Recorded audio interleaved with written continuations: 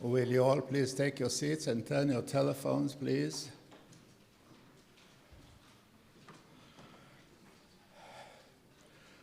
Okay. Señor Presidente de la República Argentina, Madam Secretary General of the Presidency, Mr. Minister, Your Excellencies, distinguished ambassadors, Ambassador of Argentina to Israel and Ambassador of Israel to Argentina, distinguished members of the delegation, bienvenido a Israel y bienvenido a la Universidad Hebrea de Jerusalén. Mr. President, you could not have chosen a more meaningful and appropriate time to visit us here on Mount Scopus. Tomorrow, we'll be joined by hundreds of our friends from around the world who will be coming to Jerusalem to mark a momentous occasion, the centennial celebration of our university during our annual Board of Governors meeting.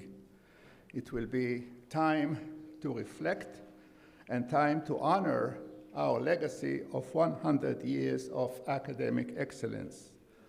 We will be proudly presenting the tremendous contributions of these institutions, the tremendous contributions made to Israel and to the world in the fields of high technology, human health, agriculture, economy, and overall well-being. These achievements are a testament to our enduring mission to make the world a better place to live in. Yet, even at a time where we mark our centennial, our hearts and minds remain someplace else. It has now been 614 days since that horrific day of October 7, 2023. 53 of our children, brothers, and sisters still remain in captivity in the dungeons of Gaza. Together with you, Mr. President, we continue to hope and pray and work for their immediate release. We will never forget your solidarity visit in the aftermath of the October 7th tragedy. Quite a number of victims and hostages are of Argentinian descent. And your friendship and unwavering support during these critical times will always be remembered and cherished, Mr. President. I now want to call on the president of our university, President Asher Cohen, to come forward to officially welcome you. Mr. President, please.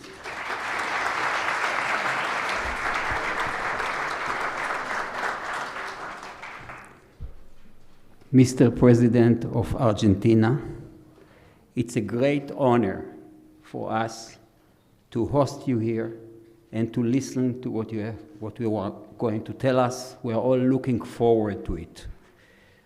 I want to reiterate what Yossi said.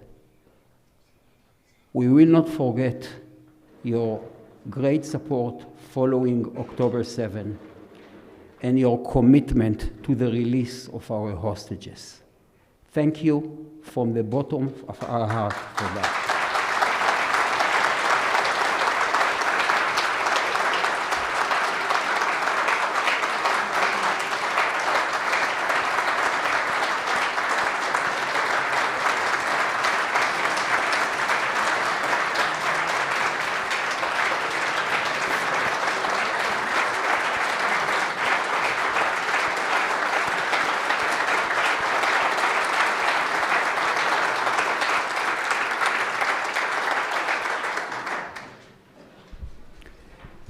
And now, I have the feeling that you didn't come to hear me, but to hear the President of Argentina.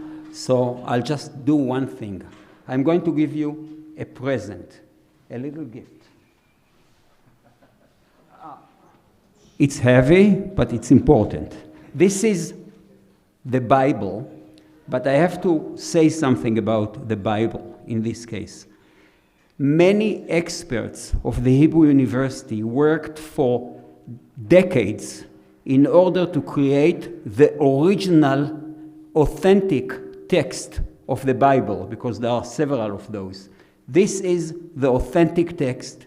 This is where our President of Israel, swears on when he comes to his position, and I would like to give you this as a present.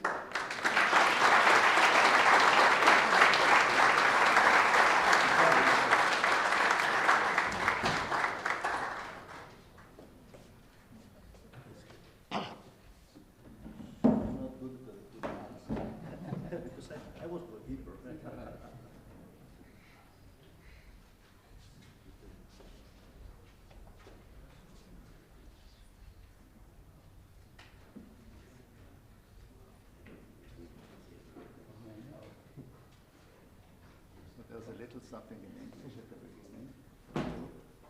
This is, Mr. President, with great appreciation for your visit and friendship to the Hebrew University, Jerusalem, June 12, Professor Asher Cohen.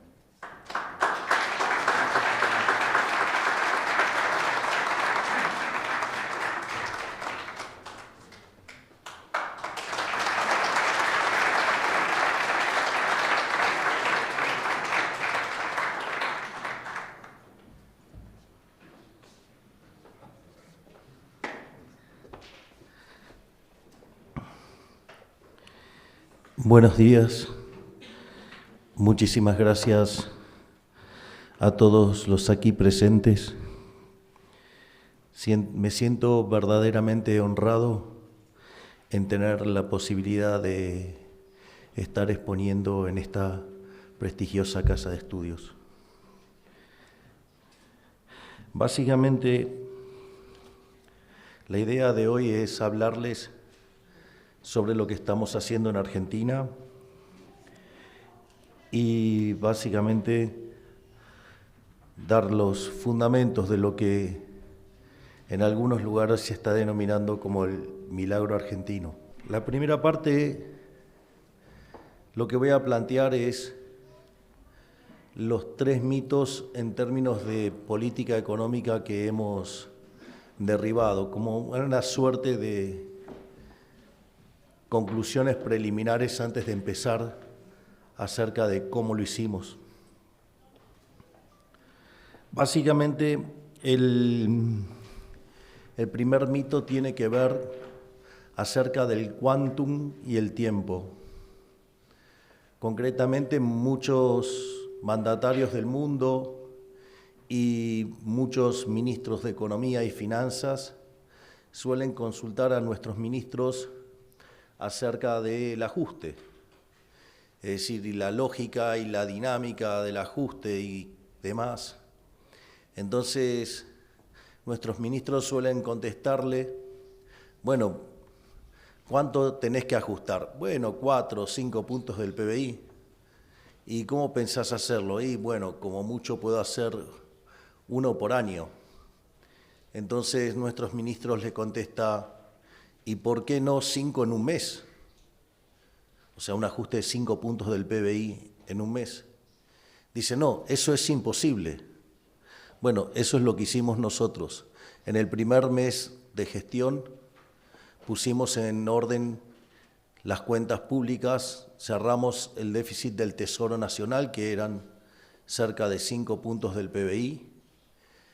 Después, cuando describa, voy a mostrar la grave de la situación, porque en estricto rigor, la primera etapa del ajuste fueron 7 puntos del PBI.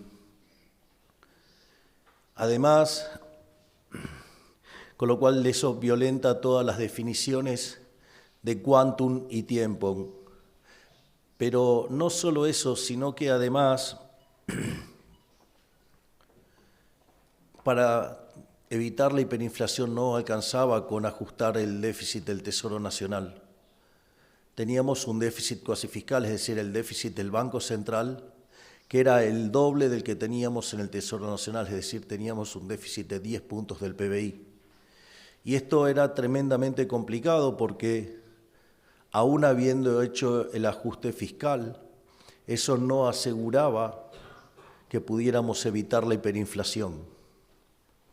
En ese sentido, empezamos a trabajar en la hoja del Banco Central y lo que también parecía imposible de arreglar, a los 6 meses terminamos con el déficit cuasi fiscal. Por lo tanto, podríamos decir que en el lapso de 6 meses hicimos un ajuste fiscal de 15 puntos del PBI, que obviamente todo el mundo consideraba que eso era imposible. La otra característica o el otro mito que derribamos fue que si Argentina hacía un ajuste de esta magnitud, inexorablemente caería en una gran depresión. Argentina, con ajustes de la mitad del que hicimos nosotros, tuvieron caídas de por lo menos de 15 puntos del PBI, o sea, caídas del 15%. Y en ese sentido, la realidad es que nosotros no teníamos credibilidad, no las teníamos porque Argentina era un defaulteador serial, porque básicamente yo era un outsider, no tenía pergaminos en la función que me avalaran en lo que quería hacer y por lo tanto tampoco tenía reputación. Y ustedes saben que aun cuando estuviéramos bajo expectativas racionales, si nosotros hacemos un apretón monetario de estas características, digamos, dado que no habría credibilidad, no habría reputación, la contracara de esto sería una violenta caída del PBI, con lo que implicaba eso en términos de actividad, de empleo y equilibrio social. Sin embargo, a diferencia de lo que todos esperaban, nosotros, si tomamos lo que ha pasado con el PBI de hecho venía cayendo desde el año anterior y básicamente nos dejó el gobierno anterior un arrastre estadístico que implicaba una caída de cerca de 3%. Cuando ustedes toman el promedio del PBI a lo largo del año, da 1,5% de caída, pero si ustedes se focalizan con lo que pasó a partir del mes de abril, la economía argentina empezó a expandirse.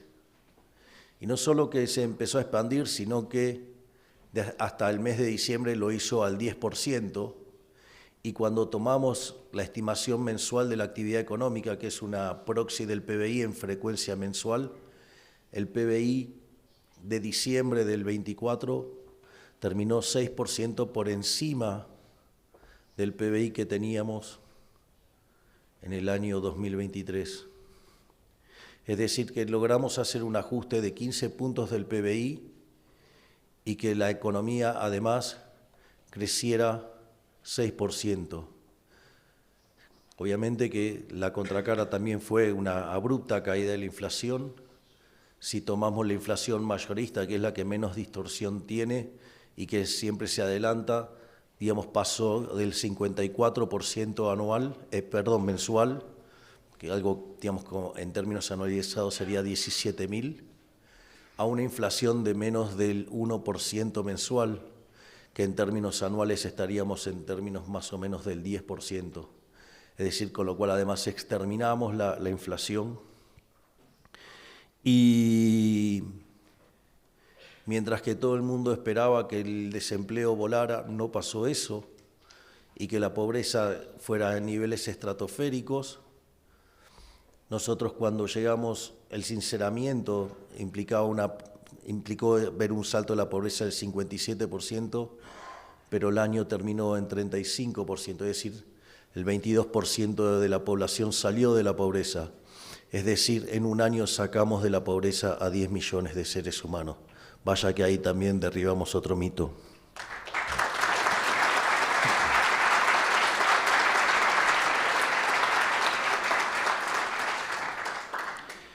Y el tercer término es que el ajuste es impopular. Y ahí digamos, ya era más que una cuestión de contar con ministros brillantes, porque la verdad es que soy un agradecido a las fuerzas del cielo por haberme permitido armar un equipo de excelencia como el que tengo, donde cada uno de los ministros son descollantes en sus respectivas áreas, pero había que tomar la decisión de poner todo lo que teníamos como capital político, porque lo más probable es que frente a un ajuste de esta envergadura, digamos, se limara la popularidad. Y en ese sentido, digamos, el triángulo de hierro, es decir, mi hermana Karina Milei, que está presente aquí,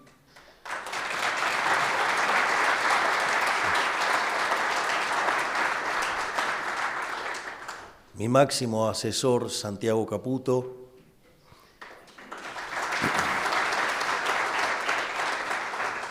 y yo en esa mesa chica, digamos, donde se termina de cocinar todo y que a uno le toca estar sentado en la silla eléctrica, la decisión fue, nosotros vinimos a hacer lo que había que hacer y que estábamos dispuestos a pagar los costos de hacer lo correcto. De hecho, preferíamos que nos echaran a patadas por hacer lo correcto a terminar volando por los aires por no hacer lo que había que hacer y tener que arrepentirnos toda la vida por no haber hecho lo que siempre dijimos que teníamos que hacer.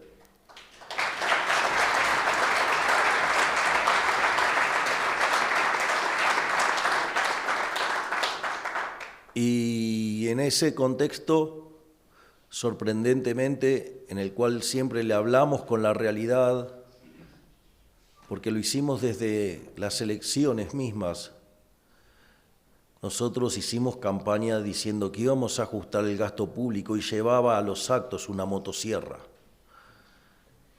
No solo eso, sino que además decía que básicamente quería eliminar el Banco Central, había una competencia de monedas, lo cual la popularización de la medida se pensó como una dolarización y entonces llevaban a los actos de campaña billetes de $1, digamos, enormes con mi rostro. Y además siempre hablé de hacer las reformas pro mercado. También fui muy claro en nuestra política de seguridad. En materia interna dije que el que las hace las paga, y vaya que hemos dado cuenta de que las hace las paga.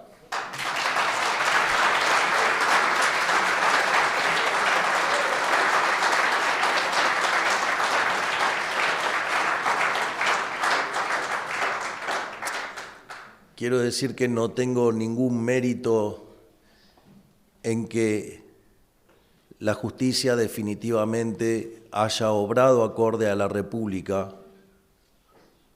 Es todo mérito del Poder Judicial, de la Corte Suprema. Lo único que puedo decir es que he sido consistente con mi visión republicana y dejé que los jueces actuaran libremente. Es decir, al ser el primer presidente que no interfiere en la justicia, los resultados están a la vista. La justicia hizo justicia.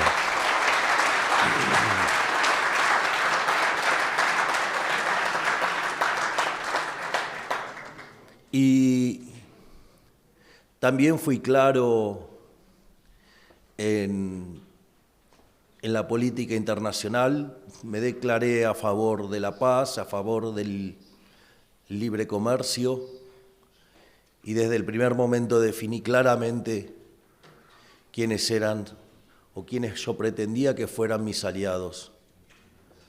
Y esos aliados que yo dije que iba a abrazar son los Estados Unidos y Israel.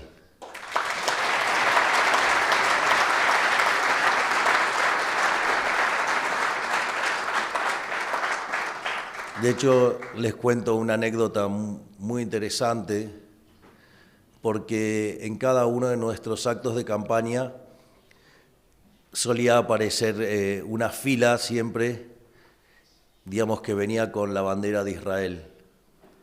Hay casos más emblemáticos porque, digamos, fueron banderas muy grandes, como el caso de Mendoza o como el caso, digamos, de lo que fue Santa Fe, que verdaderamente eran muy grandes las banderas y que en la camioneta en la cual me movía, digamos, la íbamos llevando.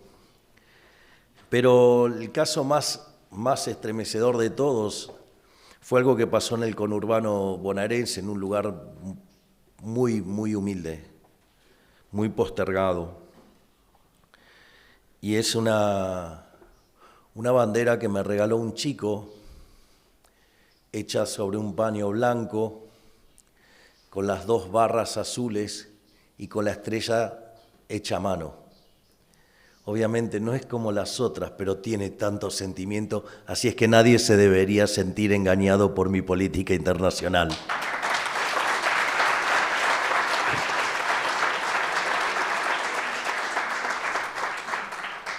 Es decir, y hoy mi popularidad es más alta que cuando asumí. En cada una de las elecciones locales, cuando en el 2023 no sacábamos más que el 5%, estamos sacando más del 30%. Al kirchnerismo a lo largo del país le venimos ganando 6-0 y se espera, digamos, que para octubre no solo que la libertad avanza, sino que la libertad arrasa.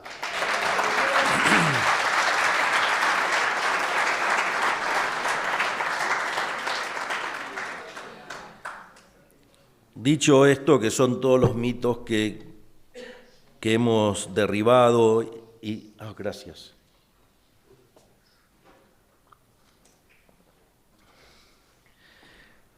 Ahora voy a pasar a contar cuáles eran las condiciones iniciales y qué es lo que hicimos para evitar el desastre.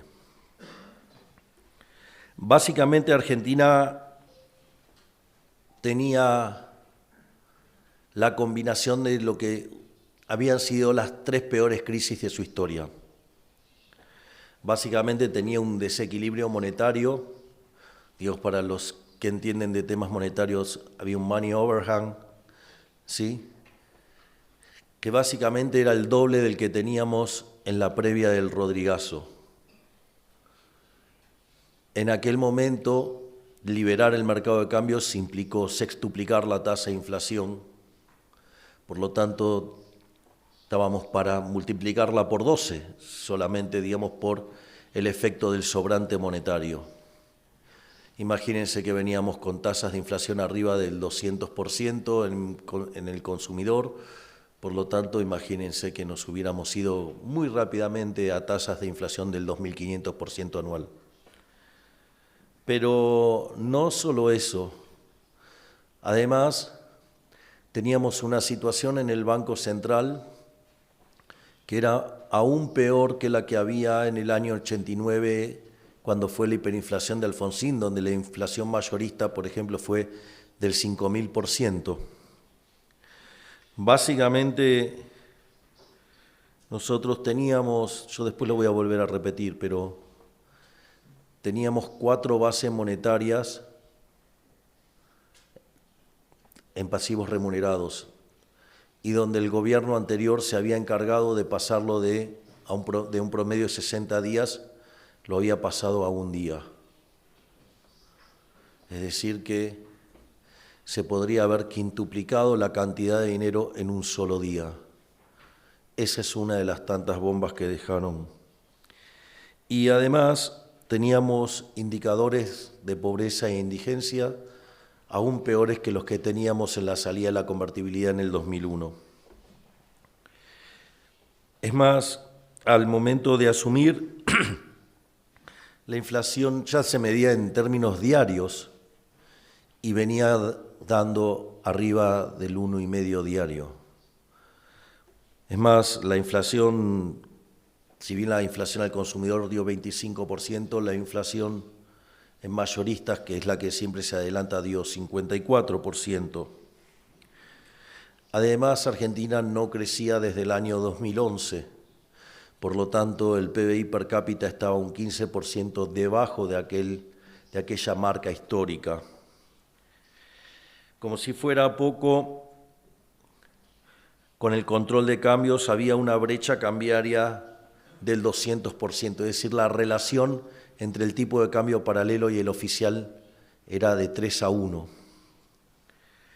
Las reservas internacionales netas eran negativas en 12.000 millones de dólares.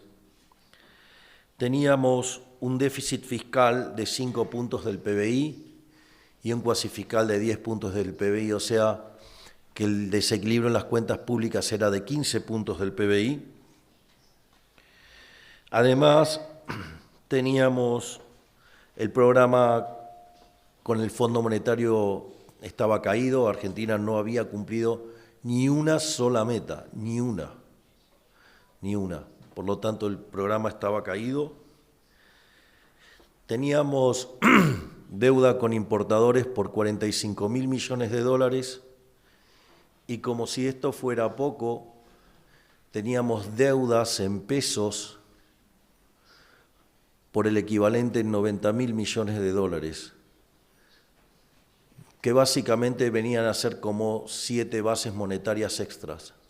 O sea que imagínense que teníamos 7 bases monetarias en la deuda en pesos, teníamos 4 bases monetarias en los pasivos remunerados del Banco Central. O sea, ya eso suma 11, hubiera multiplicado por 12 la cantidad de dinero, el money overhang hubiera hecho multiplicar la inflación por 12 veces, o sea, íbamos directamente a una catástrofe inflacionaria. Y en ese contexto seguramente, porque es muy parecido a lo que pasó en Venezuela, nos hubiéramos ido a niveles de 95, 98% de pobreza. Voy a ser un poquito no técnico porque esto lo requiere, pero nosotros hemos demostrado que somos liberales libertarios y no que somos liberales libertarados.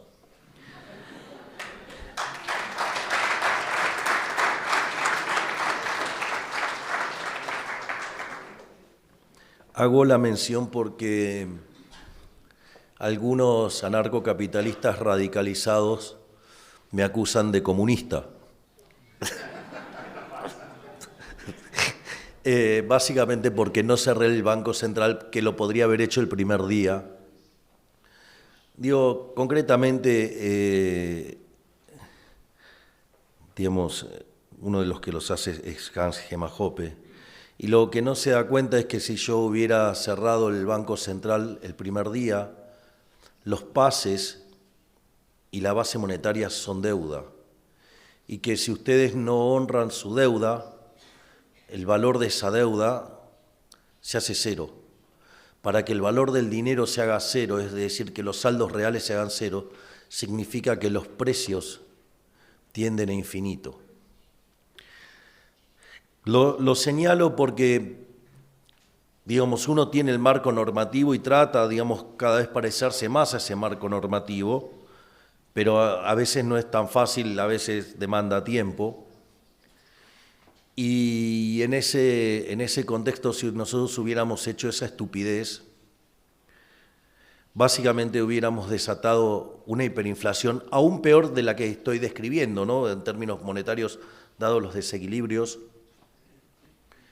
Y si hubiéramos hecho eso, seguramente, digamos, los peronistas hubieran empezado con los saqueos y todo ese tipo de maquinaria que manejan a la perfección y probablemente, digamos, nos hubieran destituido.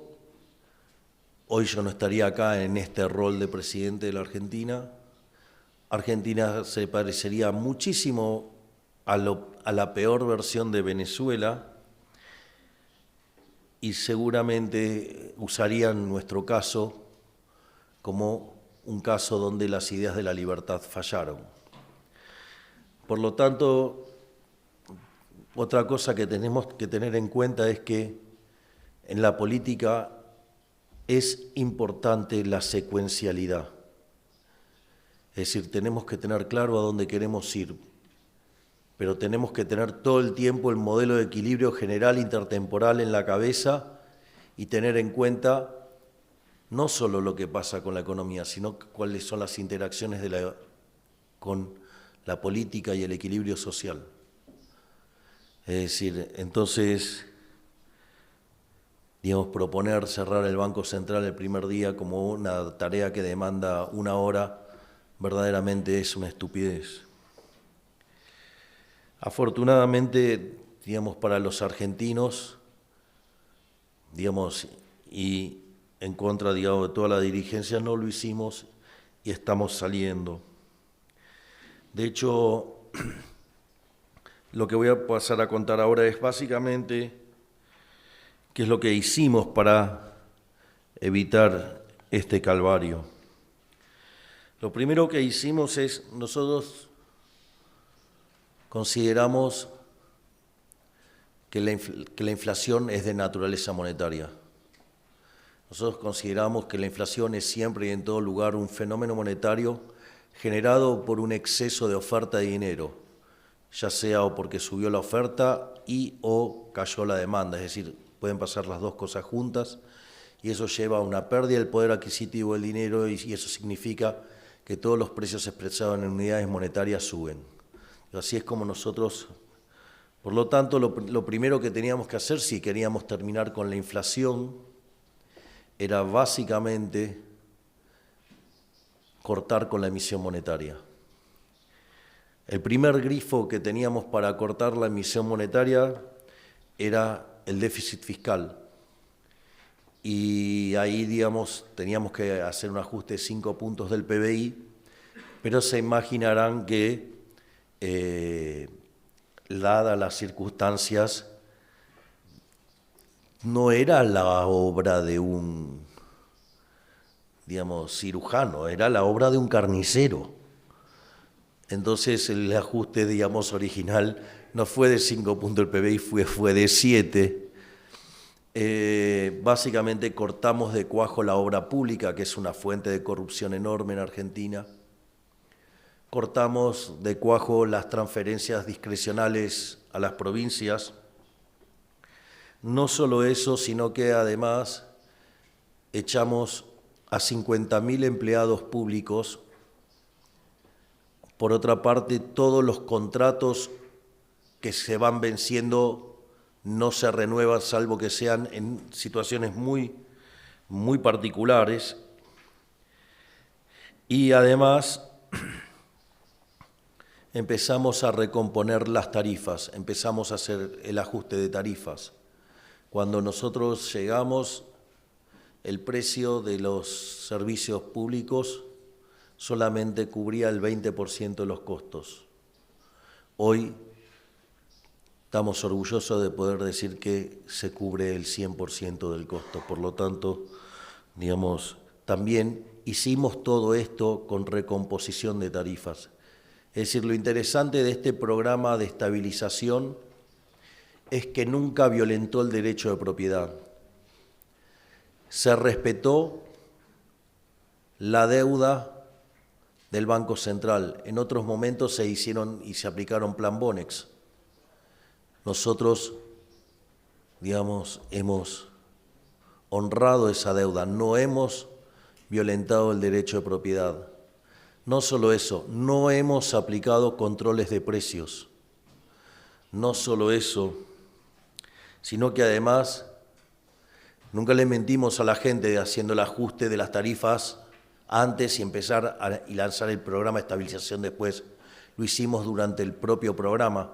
Por eso, digamos, la baja en la tasa de la inflación en el indicador minorista, o sea, en el precio del consumidor, es más lenta. No solo eso, tampoco fuimos al atajo de fijar el tipo de cambio. Y a pesar, digamos, de todo eso, hoy la tasa de inflación ha bajado mucho más rápidamente que el programa más exitoso en la historia argentina, que fue la convertibilidad. Si ustedes toman la inflación en dólares, es decir, corrigen por el crawling peg que teníamos, básicamente van a ver que la inflación en dólares bajó muchísimo más rápido. Es decir que en términos de estabilización, el programa diseñado por Toto Caputo, Santiago Bausili y todo el equipo es mejor que el programa de convertibilidad que había diseñado Domingo Cavallo.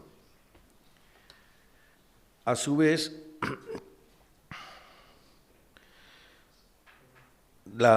nosotros en la cuestión monetaria tuvimos que ir haciendo distintas etapas. Entonces, la primera etapa fue cortar con el déficit fiscal. La segunda etapa, entonces, requería ahora cortar con el déficit cuasi fiscal, que es la deuda del Banco Central. En rigor, esa deuda nunca debería haber estado en el Banco Central, porque era el déficit que tenía el Tesoro Nacional, que se financiaba con emisión monetaria, y como era tanto el dinero que tiraban a la calle, lo esterilizaba el Banco Central y pagaba tasa de interés.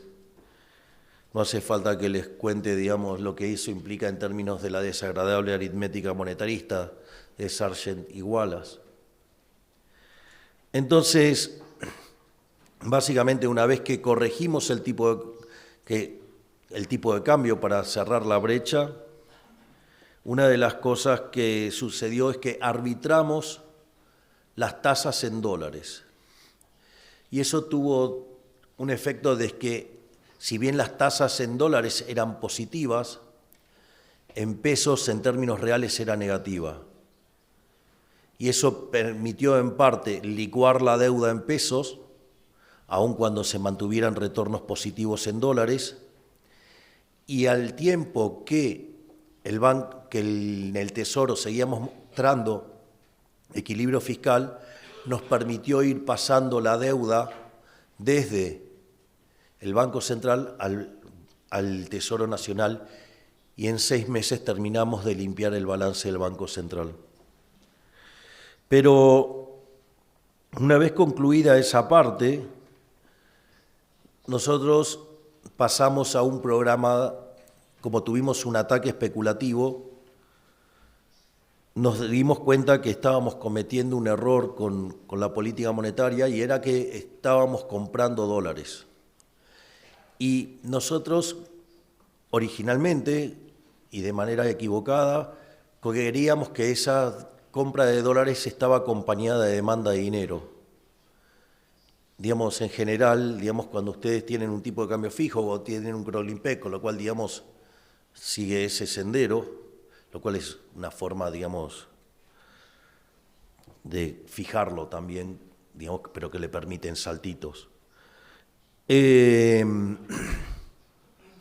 Nosotros comprábamos muchísimos dólares, que además los usamos para pagar deuda. Para que más o menos tengan una idea, es la primera vez que en la historia de Argentina que Argentina paga en un año 45.000 millones de deuda. O sea, bajamos la deuda en 45.000 millones de dólares. De hecho, la relación deuda-producto de Argentina pasó de niveles del 90% a niveles del 40%. Pero esta situación hizo que, básicamente, nosotros comprábamos los dólares e inyectábamos pesos, pero claro, como había control de capitales, no es que en rigor a mí me estaban comprando pesos. Es decir, como yo, digamos, tenía la restricción de liquidar las exportaciones, no es que me estaban comprando pesos. En realidad me vendían dólares porque estaban obligados. Eso que, digamos, en un mercado libre, digamos, la operación es el espejo una de la otra, con control de capitales no. Y eso hacía que nosotros estuviéramos emitiendo dinero de más. Y eso hacía que la inflación tardara en bajar, lo cual a mí, digamos, me generaba una situación bastante... Se imaginarán que no le tengo mucho apego a la inflación. Y ahí nos dimos cuenta que eso era un error, que nosotros mismos estábamos dándole combustible a la inflación. Entonces pasamos a lo que fue el programa de emisión cero, es decir, base monetaria cero. Y como básicamente estábamos obligando a los exportadores a liquidar, entonces comprábamos los dólares, pero por otra ventana devolvíamos, digamos, en el mercado, y entonces para más o menos que se pareciera en algo a un mercado libre. No es que estábamos saliendo a controlar el tipo de cambio, no, o sea, digamos, mi obsesión era que no creciera la cantidad de dinero. Y así es que la base monetaria amplia, digamos, está fija desde el año pasado. Y si uno considera que los rezagos de la política monetaria en Argentina son entre 18 y 24 meses, yo hoy les puedo asegurar que para mitad del año que viene en Argentina la inflación habrá sido una mala historia, pero que se terminó.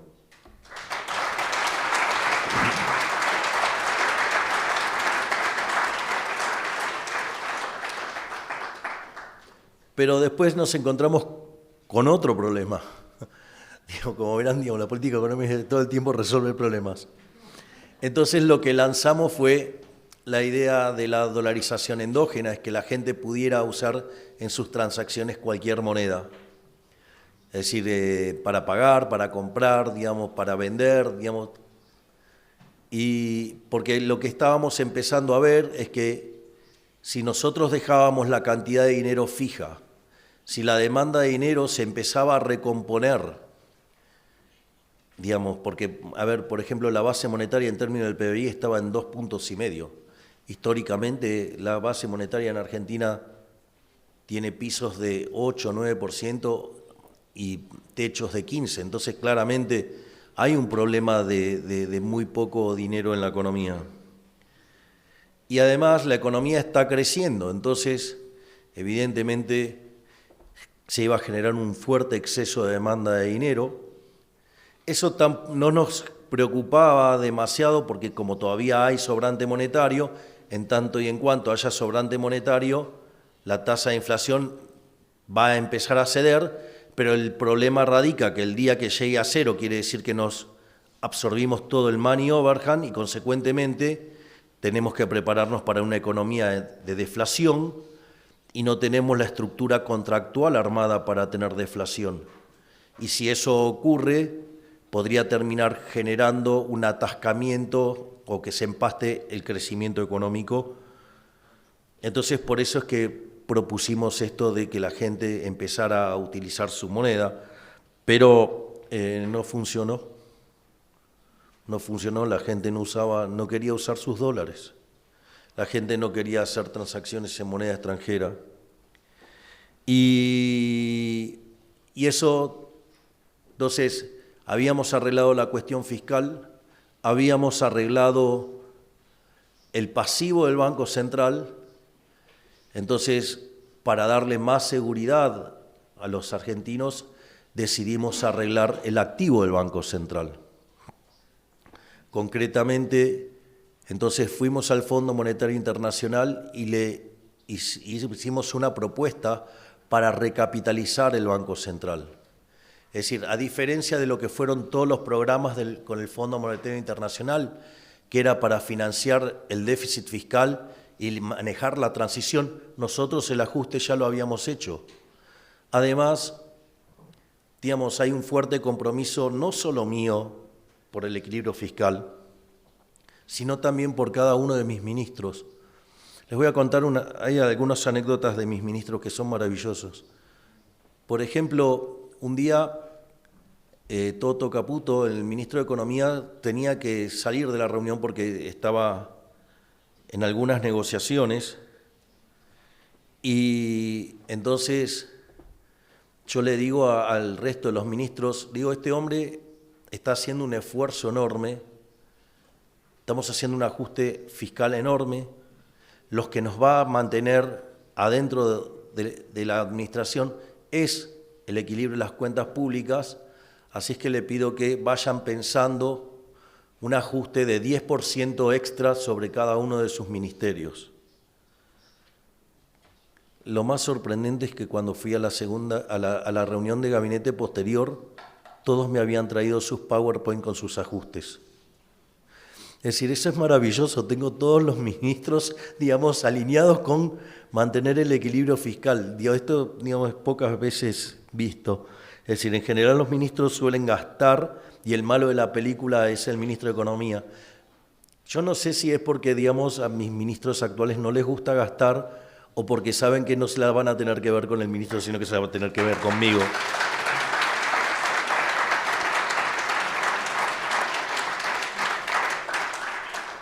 Y en ese sentido, una de las cosas que hicieron los gobiernos anteriores, digamos, le colocaban deuda al Banco Central en formato de letras intransferibles, con lo cual instrumentos absolutamente ilíquidos, y se llevaban los dólares.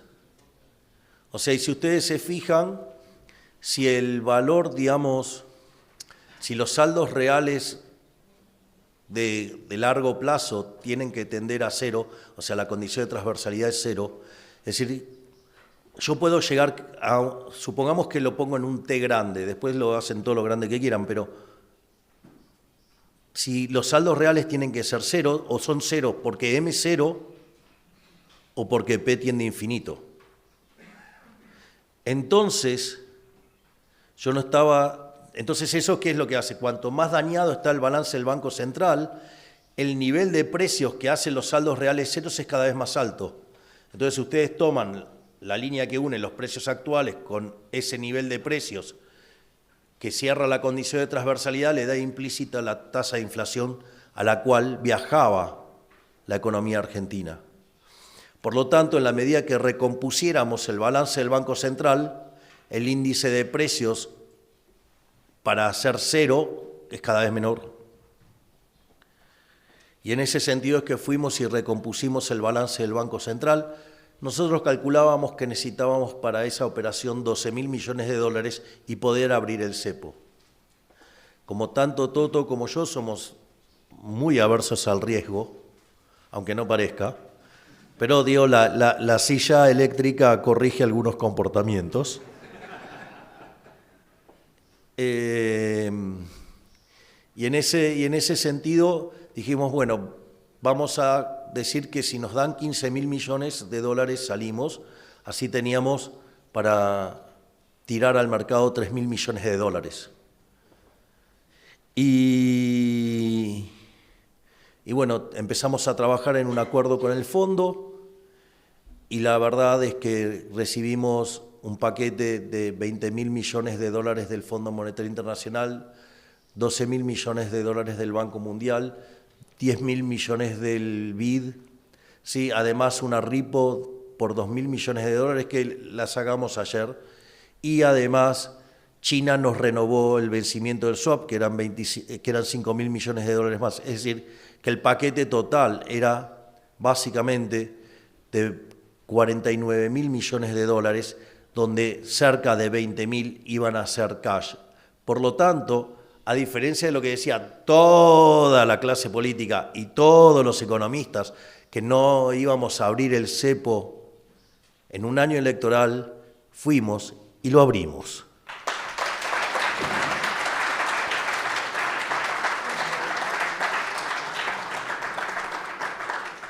Es más, al momento de abrir el cepo, nos dijeron que el tipo de cambio se iba a ir a la banda, al techo de la banda, que íbamos a perder un montón de dólares, que no lo íbamos a poder sostener, que la inflación iba a saltar a niveles del 5 o 7% y que se iba a quedar estacionado en esos niveles.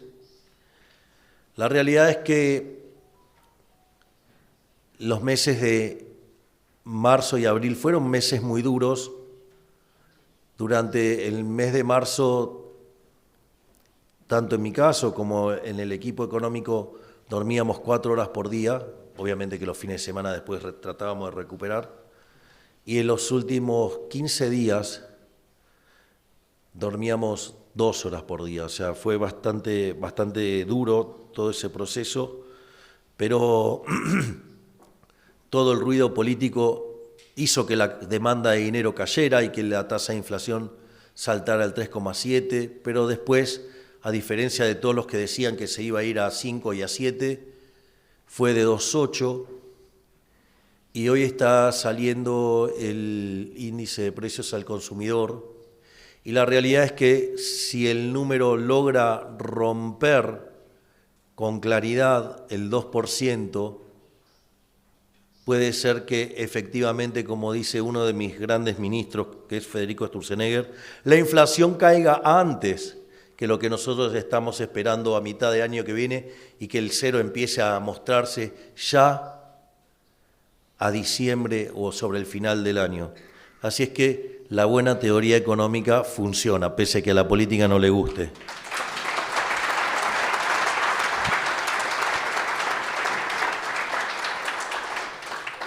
Hay una frase hermosa de un economista de Chicago que se llama Thomas Sowell, que originalmente era marxista, después se volvió libertario.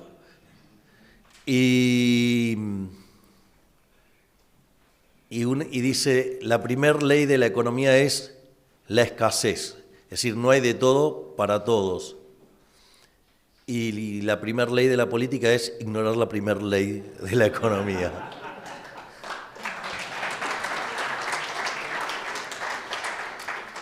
Afortunadamente para la economía argentina y desafortunadamente para los ladrones de la política, yo voy a hacer cumplir la restricción presupuestaria a rajatabla.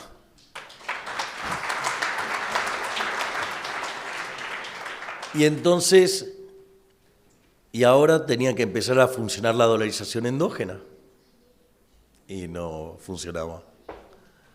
La gente no sacaba los dólares del colchón o de la caja fuerte o de donde fuera. Y ahí es que hicimos un nuevo paso adicional, que es lo que se llama la reparación histórica de los ahorristas. En realidad, los argentinos no es que fugaban del sistema los dólares porque odiaban al país o algo por el estilo. En realidad, fugaban sus dólares para escapar del impuesto inflacionario.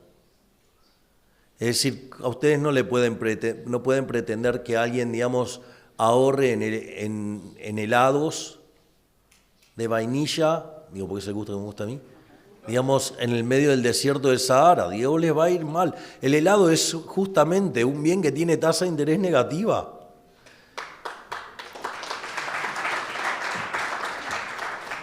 Entonces, los argentinos buscaban cómo protegerse del archivillano ladrón, el máximo ladrón de todos, que es el Estado.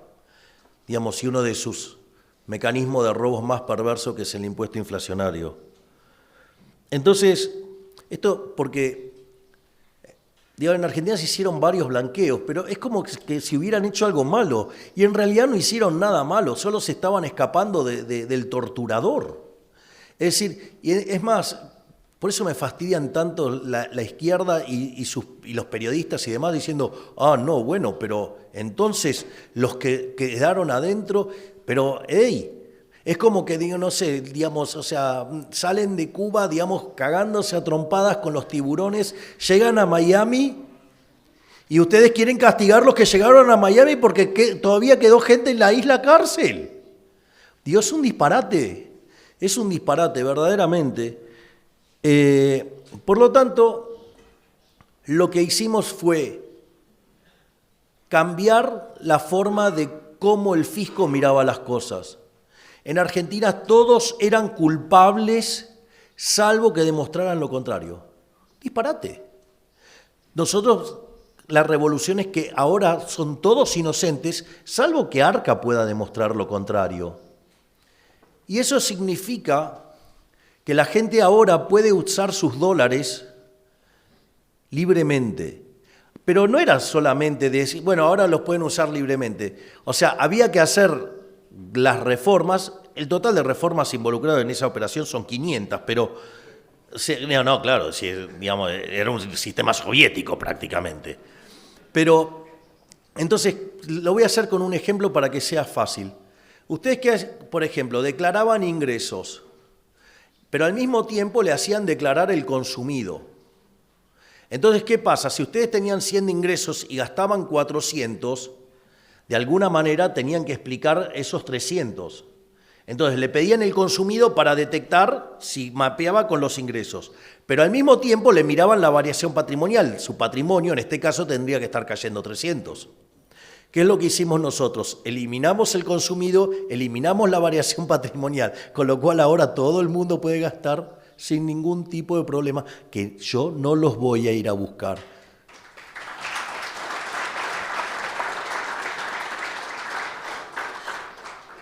Y bueno, ahora eso parece que entonces está funcionando.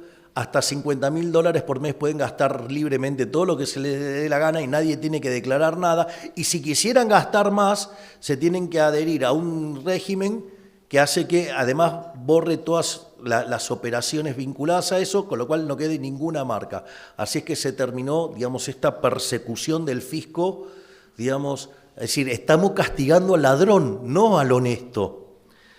Y eso es lo que tiene que ver con lo monetario. Y otra cosa que va a ocurrir es que básicamente Argentina tiene el equivalente de 10 bases monetarias, digamos, fuera del sistema. Por lo tanto, la monetización la va a terminar haciendo los propios individuos. Es decir, igual, digamos, si ustedes toman un sistema de tipo de... Miren, no importa sea tipo de cambio flexible, tipo de cambio variable, la cantidad real de dinero en la economía la determinan los individuos. Porque en realidad la demanda de dinero es un espejo de lo que ustedes hacen con el mercado de bienes. Es un espejo del sendero intertemporal de consumo. Pero más allá de eso, cuando entonces el Banco Central determina la cantidad de dinero, lo único que hace es determinar el nivel de precios. Y si empieza a molestar bastante, entonces, o sea, genera algunos daños adicionales. Cuando ustedes tienen tipo de cambio fijos, digamos, esa relación de que la cantidad de dinero la determina la gente todavía es muchísimo más obvia, porque solamente se expande contra la demanda de dinero.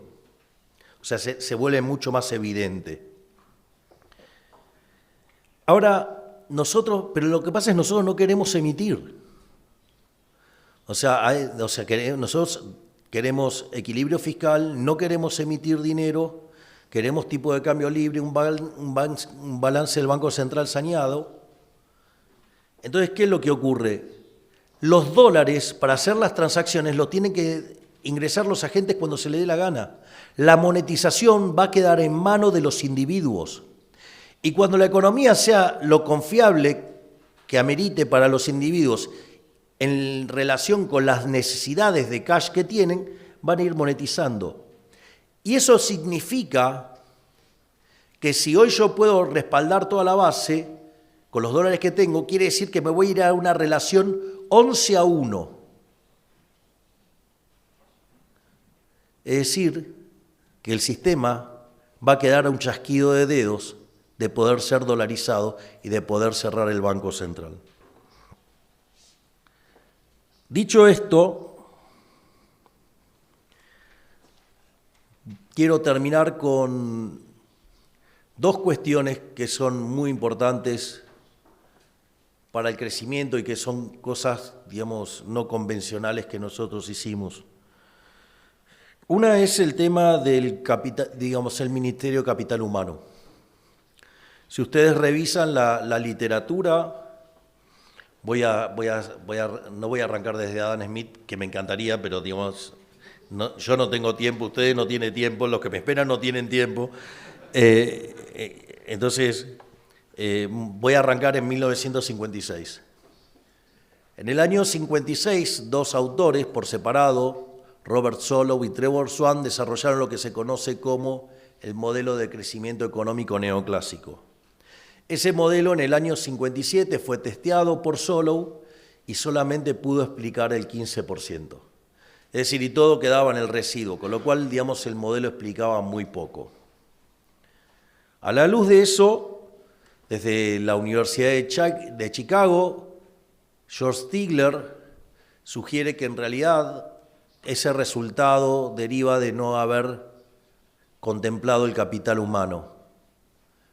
Digo, para los que conocen las cosas que se discutían también en ese momento, también se había hecho la matriz insumo-producto de Estados Unidos y le daba intensivo en trabajo. O sea, había un montón de cosas que, digamos, andaba dando vuelta por el ambiente y que los tenía desconcertado. Entonces lo que dice es que meter el capital humano.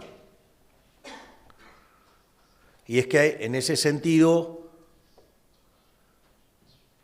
a nivel microeconómico se desarrolla la teoría del capital humano con Gary Becker y a nivel, digamos, macroeconómico se desarrolla el modelo bisectorial de Usawa, que fue además tutor de tesis de Miguel Sidrowski, digamos, probablemente uno de los 5 economistas argentinos más importantes de la historia, que además Miguel era judío y venía a Israel, digamos, que traían chicos en colonias de vacaciones, y con eso se ganaba la vida.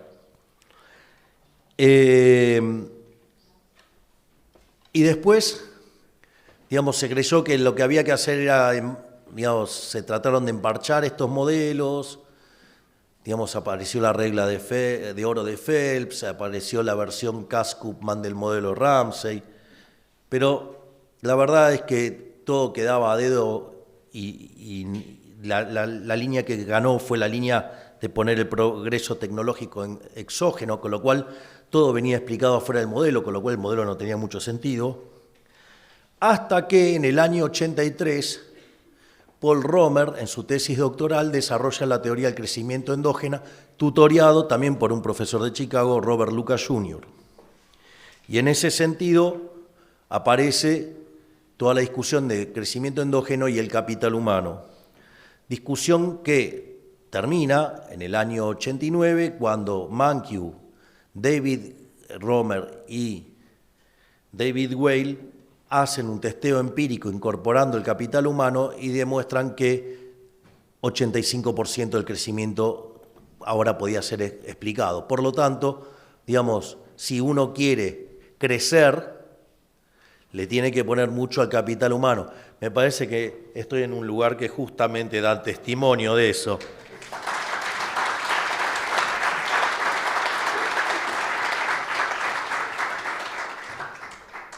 Y en ese sentido, nosotros armamos el Ministerio de Capital Humano, justamente, o sea, desde el primer día teníamos planeado crecer. Y entonces, el primer rol que tuvo el Ministerio de Capital Humano fue el de contener la pobreza frente al ajuste. Ahí, digamos, la ministra Petovelo tuvo una acción brillante y fue descubrir que cuando se le pedía prestación a los beneficiarios de los planes sociales, en ese momento se les sacaba la mitad del plan. Entonces, recibían 2 planes y cobraban 1. Y en ese contexto, una de las cosas que nosotros hicimos fue quitar esa contraprestación. Obviamente, al otro día nos estaban amenazando con hacernos una marcha donde supuestamente iban a venir 100.000 personas, y ahí también, junto a la valentía de la ministra Patricia Bullrich, que planteó el protocolo antipiquete. Piensen que Argentina tenía cerca de 9.000 piquetes por año, y el accionar del ministro de Transporte, de Infraestructura, Guillermo Ferraro, que usó toda la infraestructura para comunicar que el que corta no cobra, y que denunciaran a aquellos, digamos, gestores de los planes sociales que los extorsionaban, que hubo 18.000 denuncias. Lo más interesante es que, por un lado, pudimos duplicar la cantidad de recursos que llegaban a los sectores más vulnerables sin girar un solo peso más. Y al mismo tiempo intentaron tomar la calle, pero fue tan efectivo el mecanismo que de los 100.000 que esperaban, fueron solamente 3.000. Es decir, había más policías que manifestantes, y como consecuencia de ello, a partir de eso también logramos el orden en las calles. El Ministerio de Capital Humano ha tenido un rol fundamental en esto de la baja de 10 millones de pobres. y básicamente lo que hace es integrar niñez y familia con salud, de modo tal de poder cumplir las necesidades del capital humano de primera generación, para que después puedan ingresar al mercado a estudiar, es decir, el capital humano de segunda generación, que tiene que ver no solo con la educación, sino con que las personas puedan volver a reentrenarse para poder ingresar al mercado laboral. Y esas dos ideas, digamos, que también están adentro del Ministerio de Capital Humano, ya sea por el lado de la educación como en la parte del reentrenamiento, liga con lo que tiene que ver con el mercado laboral y con el sistema previsional. Porque en la medida que nosotros podamos seguir ingresando más personas en el mercado laboral, digamos, no solo para acompañar el crecimiento, sino también para el hecho de las personas que están en el mercado informal pasen al mercado formal, una vez que tengamos un mercado laboral más robusto y con una población económicamente activa más grande, eso nos va a abrir la puerta para poder encarar una reforma previsional seria. Por lo tanto, ahí estamos determinando uno de los bloques del crecimiento económico. El otro, que también es muy popular, que es el que está a cargo de ese economista formidable y maravilloso que es el doctor Federico Sturzenegger, es el Ministerio de Desregulación. La idea es muy simple. Si ustedes tienen un modelo y tienen la realidad, y la realidad no mapea con el modelo y el modelo erra sistemáticamente, ¿ustedes qué harían? ¿Tirarían el modelo? ¿Sí o no? Digo, si están tomando decisiones donde los echan del trabajo, van a ver que van a elegir, digamos, los datos, ¿no? El modelo que dice cualquier cosa. Bueno, los economistas neoclásicos tenemos un defecto que cuando la realidad no mapea con el modelo, lo llamamos fallo de mercado. Bueno, desde mi punto de vista, los fallos de mercado...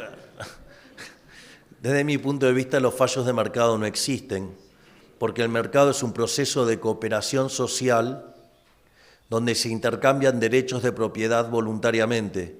Por lo tanto, no puede haber un fallo de mercado si las transacciones son libres. Eso no quiere decir que no me vaya a equivocar, que es otro problema. Entonces, si ustedes miran la economía neoclásica de manera crítica, digamos, la economía neoclásica, el core central está hecho sobre las naturalezas y las características del equilibrio, que tiene que ver con la existencia, con la unicidad y la estabilidad, pero con el agravante que después vienen, digamos, la idea, digamos, de Pareto y el primer teorema del bienestar y el segundo, y ahí es donde la ponemos más complicada, porque entonces cada vez que el mundo no se parece a lo que nosotros creemos, lo llamamos fallo de mercado. El fallo de mercado que más me irrita de todos, no voy a entrar en todos porque, digamos, estoy ya en tiempo, es el que se llama no convexidades, es decir, las estructuras concentradas, es decir, si ustedes lo quieren llevar muy al límite, los monopolios. Y la realidad es que los monopolios, salvo que sean monopolios generados por el Estado, es decir, donde el Estado dice, bueno, en este cuadradito solamente participa XX y si alguien lo viola yo lo reviento a garrotazo. Salvo en ese caso, el monopolio no tiene por qué ser malo. Porque de hecho, supongan que yo tengo 10 empresas de celulares y aparece una y hace un celular de mejor calidad a un mejor precio. ¿Qué creen que va a pasar con las otras 9?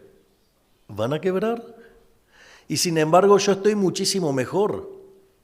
Y dicen, no, bueno, pero gana mucha plata. ¿Qué me importa? Si yo ahora tengo un bien de muchísima mejor calidad a un mejor precio, encima me libera recursos para gastar en otro lado.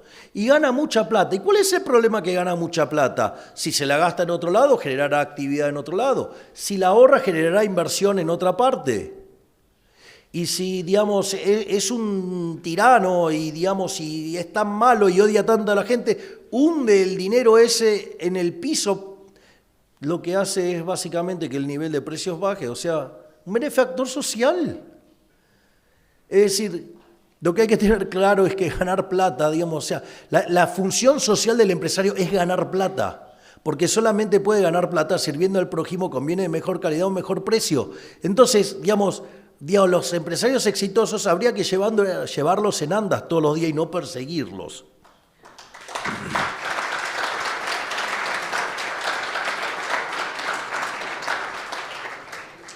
Y en ese contexto, ¿qué es lo que sucede? Como en la economía neoclásica, voy a poner hago un punto adicional.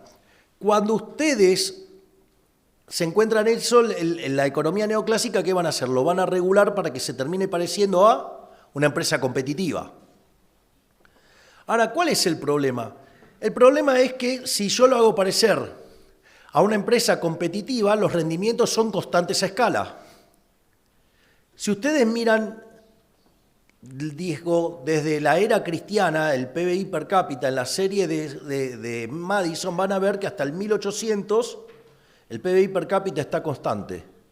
O, si ustedes quieren, crecía al 0,02% anual. Es decir, que para duplicar el PBI necesitaban 3.500 años. Wow. Bastante aburrido estaba, digamos, en términos económicos. Ahora, si ustedes se fijan, desde el año 1800 hasta el año 2000 el PBI se multiplicó por cerca de 10 veces. Y la población, hasta el año 2000, lo hizo cerca de 8 veces. Es decir, con lo cual ustedes, a pesar de que la población se multiplicó por 8, la producción se multiplicó por 10. O sea, que quiere decir que el producto per cápita subió, el PBI subió 80, tal que el per cápita multiplicó por 10. Eso se llaman rendimientos crecientes. Y el problema es que los rendimientos crecientes, digamos, es una no convexidad que implicaría que no pueden obtener un máximo. Tiene toda una serie de errores el análisis neoclásico acá, pero no viene al caso. Pero lo importante es que cuando ustedes lo regulan, matan los rendimientos crecientes. Y el problema es que cuando ustedes matan los rendimientos crecientes, el modelo se termina, por ejemplo, pareciendo al de Solow o al del Ramsay. Digamos, ¿y qué le pasa en esos modelos en estado estacionario? No tienen crecimiento. Por lo tanto, cuando ustedes regulan la economía, lo que están haciendo es matar los rendimientos crecientes. Y cuanto matan los rendimientos crecientes, están matando el crecimiento económico. Y entonces, desde la acción de Federico Sturzenegger y muchos de los ministros involucrados en esto, nosotros en Argentina ya hemos hecho 2.500 reformas estructurales en 1 año y medio.